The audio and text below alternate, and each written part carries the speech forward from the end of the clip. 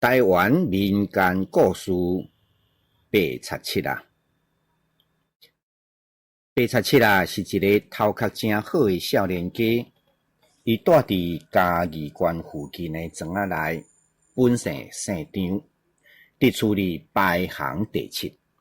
因为真爱甲人创治，佮真够讲白贼，所以大家拢叫伊877啊。有一届庄里的人伫路里撞到877啊。虽然大家拢讲877啊真够讲白贼甲人骗，毋过这个人毋相信，伊认为家己真巧，无遐尼简单就互人骗去，所以伊就甲877啊炸落来，毋互伊过。对877啊讲：人讲你真够讲白贼，啊你嘛讲两句仔来互我听看卖咧。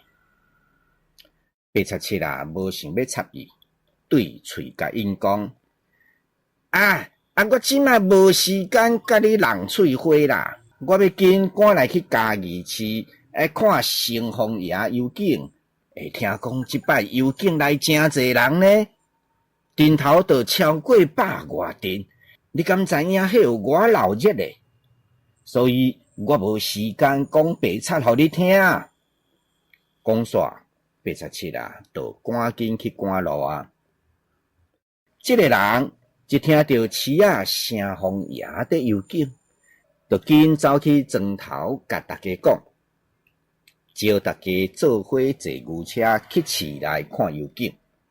一堆人空气放咧，欢头喜面坐牛车哭到嘉义市，才发觉世界甜滋滋。哪有倒位在游景咧？甲人探听才知影，游景是顶个月的代志。大家听一个气甲一定的877啊！877啊，就是靠迄支喙四界变、四界骗食。伫877啊大个庄仔内，有一个真爱收集古董甲宝物的好野人。名叫吴万金，是一个真贪心、佮当生的酷仔仙。大家拢叫伊吴元月。庄内收成无好的时，村民会甲吴元月借钱转息，吴元月拢会甲利息钱摕互足悬足悬的，所以伊就愈来愈好业，村民就愈来愈善食。所有的村民拢足讨厌吴万金这个守财奴，毋过佫无伊的法度。877啊，嘛看袂惯死吴元月剥削村民的行为，所以伊决定要互吴元月一点仔教示。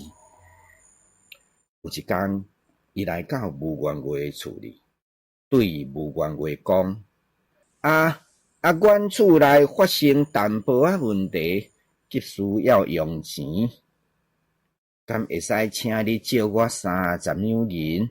我一个月了后就会当还你。